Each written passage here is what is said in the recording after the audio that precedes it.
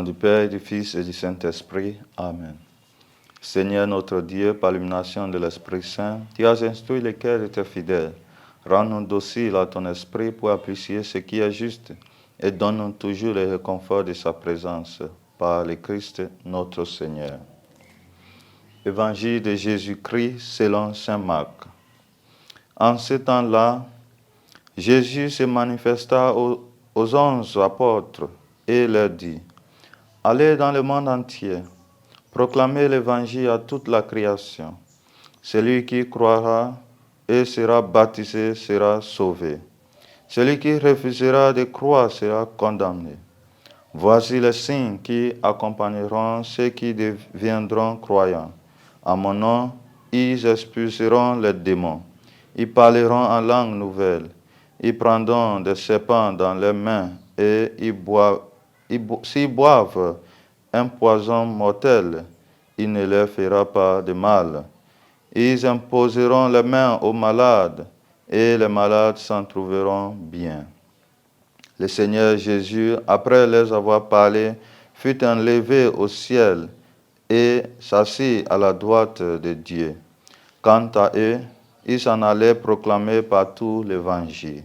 Le Seigneur travaillait avec eux et confirmait la parole par les signes qui l'accompagnaient. Acclamons la parole de Dieu. Louange à toi, Seigneur Jésus.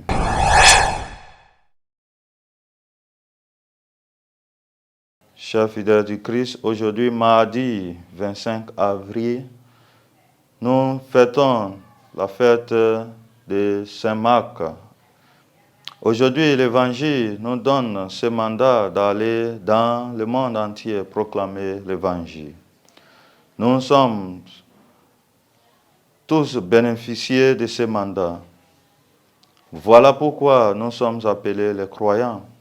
Nous devons à notre tour, chers fidèles, participer à cette mission de la proclamation de l'Évangile, non seulement par les paroles, mais surtout par nos actes, par nos vies. Mes chers fidèles du Christ, nous qui avons cru dans l'Évangile, quels sont les signes qui montrent cela? Dans notre monde aujourd'hui, et quand je dis dans notre monde, je parle de tout domaine, l'Église, la politique et la société tout entière. Il y a beaucoup de démons, démons de l'injustice, démons d'hypocrisie, démons de mensonges, démons de corruption, etc. Si nous sommes vraiment des croyants, la question qui se pose, c'est pourquoi nous n'arrivons pas à expulser ces démons. Expulser les démons, chers fidèles du Christ, n'est pas le travail d'une seule personne, c'est le travail de tous.